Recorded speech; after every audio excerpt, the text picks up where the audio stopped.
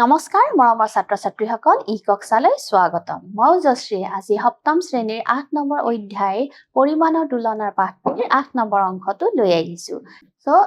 এবাৰ আমাৰ এইটো অংকত আহিব যে শতকৰা বৃদ্ধি বা হ্ৰাস ইয়াতে আমি কি কৰো কোনো এটা তথ্যৰ যদি বৃদ্ধি হয় বা হ্ৰাস হয় তেনেহলে সেই কথাসমূহ আমি শতাংশত উলিয়াবলৈ চেষ্টা কৰে আৰু শতাংশত উলিয়ালে আমাৰ বস্তুবোৰৰ ধাৰণাবিলাক বেছি সহজে বুজি পোৱা যায় ইয়াতে দিছে যে কেতিয়াবা আমি কিছুমান নিৰ্দিষ্ট পৰিমাণৰ বৃদ্ধি বা হ্ৰাস শতাংশ হিচাপে বিচাৰিব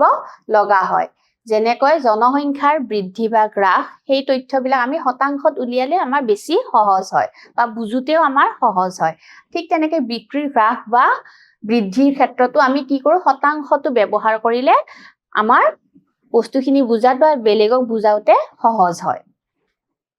এতিয়া বৃদ্ধিৰ শতকৰা হাৰ এতিয়া যদি কোনো এটা বস্তুৰ ওপৰত যদি বৃদ্ধি হয় বৃদ্ধি হলে হেৰি ফৰ্মুলাটো হ'ব বৃদ্ধিৰ শতকৰা হাৰ ইকুৱেল টু হ'ব পৰিমাণৰ পৰিৱৰ্তন হেতু হৰণ হ'ব মূল পৰিমাণ যিমান মূল পৰিমাণ থাকিব হেতুৰে হৰণ হ'ব পূৰণ এটো হ'ব 100% ইয়াতে এটো কাটা গৈছে কিন্তু এটো কি হ'ব লাগে 100% ঠিক তেনেকে বৃদ্ধিৰ পৰিমাণ ইকুৱেল যাৰ পৰিমাণৰ লগত তুলনা কৰা হৈছে হেতু হ'ব ইয়াৰ লগত 100%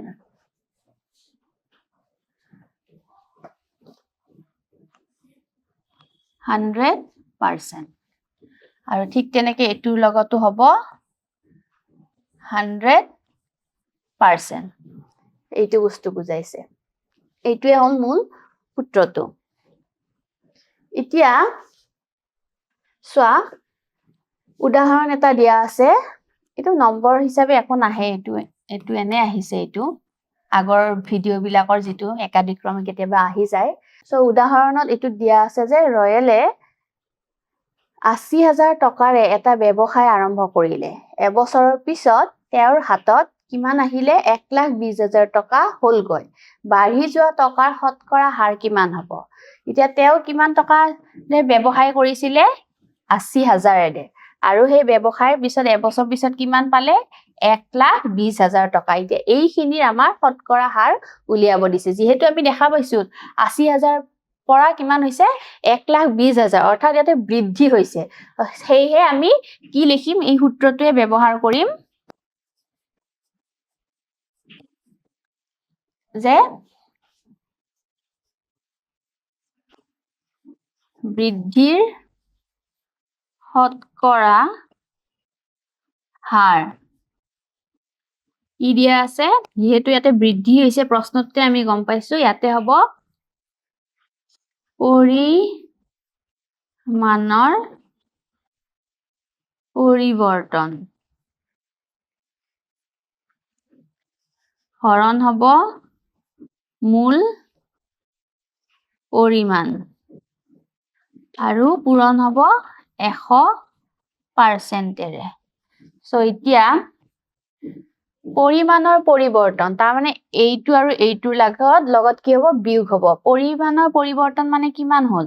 আছিল কিমান ৮০,০০০ হ'ল কিমান এতিয়া ১,২০,০০০ এইটো ডাঙৰ হয় নহয় আৰু সেইকাৰণে এইটো আগত আহিব মাইনাস ৮০,০০০ ডিভাইডেড বাই কি হ'ব মূল পৰিমাণটো কিমান আছিলে ৮০,০০০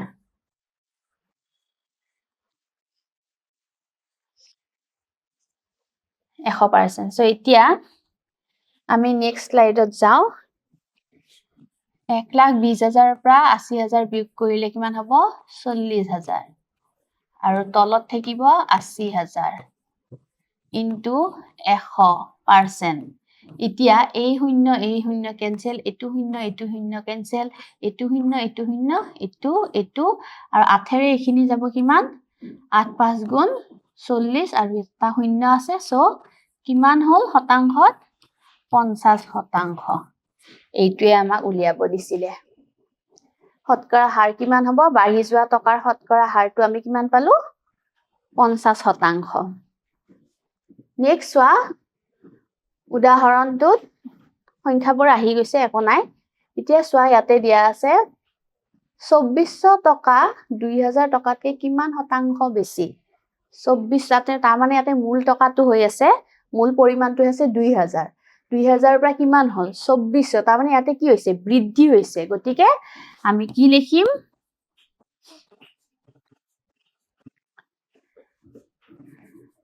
বৃদ্ধিৰ শতকৰা হাৰ যদি গ্ৰাফ পায় কম হয় তেতিয়াহলে আমি ইয়াতে শব্দটো কি দিম হ্ৰাসৰ শতকৰা হাৰ বুলি লিখিম বাকিখিনি একে থাকিব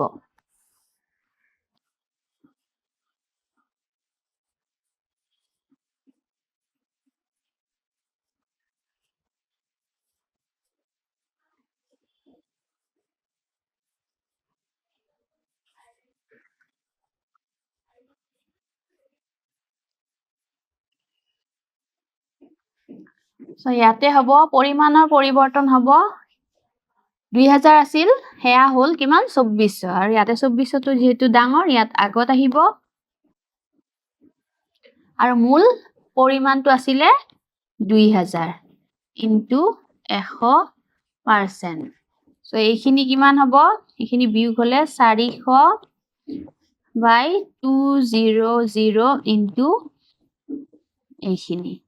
এটা ক্যান্সেল যাব এইটো ক্যান্সেল এইটো নেক্সট এইটো আৰু 2 ৰে এইটো কিমান হ'ব 20 সো আমি কিমান পালো 20% এইটোৱে হল ইয়াৰ উত্তৰ নেক্সট ইয়াৰ 2 নম্বৰটো দিছে যে 2000 টকা 2400 টকাতকে কিমান হ'ব তাৰ মানে মূল টকাটো আছিল ইয়াতে মূল পৰিমাণটো আছিল 2400 হয় নহয় হেতু আছিলে হল কিমান 2000 তাৰ মানে ইয়াতে কি হৈছে কমিছে শতাংশ কম এই কিমান শতাংশ কম হেতু আমাক উলিয়াব দিছে সো এবাৰ কি হ'ব সূত্ৰটো একে থাকিব খালি আমি লিখিব লাগিব হ্ৰাসৰ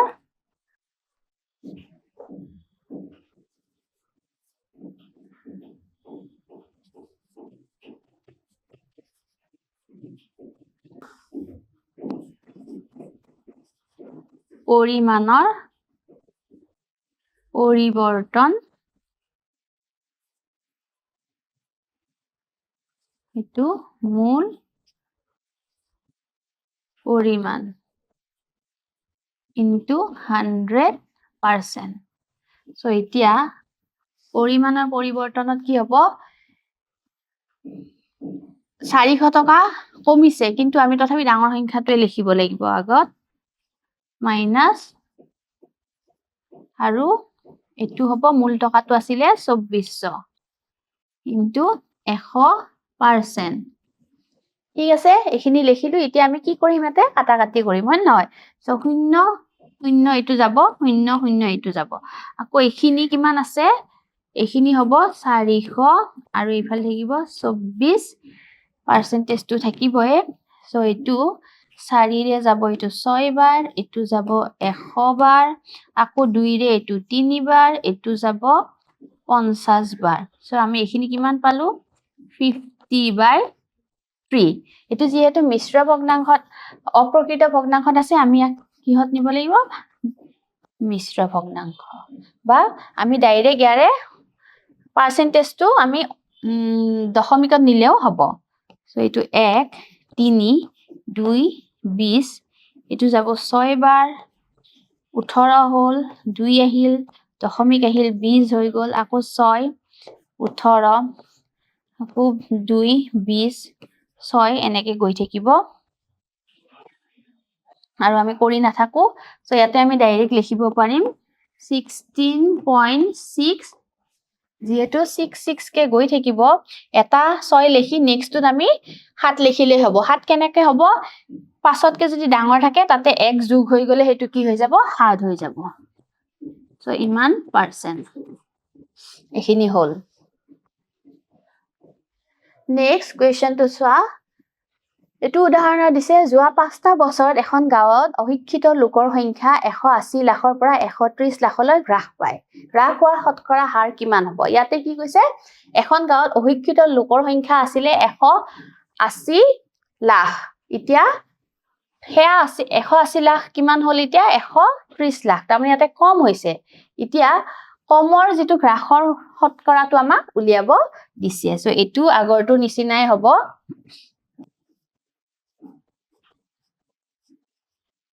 ইয়াতে আমি লিখিম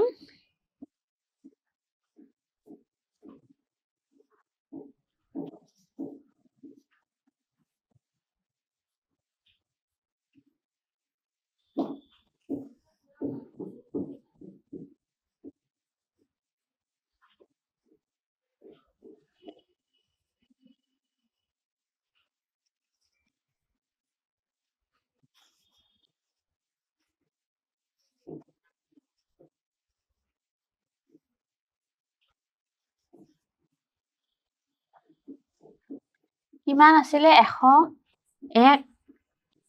8 0 180 লাখৰ পৰা 130 লাখ আৰু মূল পৰিমাণটো আছিলে কিমান 180 ইনটু 100%. সো এতিয়া আমি নেক্সট স্লাইডত কৰিম ওপৰখিনি কিমান হ'ব 180 ৰ পৰা 130 হলে 50 আৰু তলত কিমান আছে 180 ইনটু 100 এতিয়া এই শূন্য গল 2 ৰে এটো 9 বাৰ এটি যাব 5 বাৰ আৰু নাযায় সো 50 ইনটু 5 by 9 এটো হ'ব সো এইখিনিও আমি এতিয়া কি কৰিব লাগিব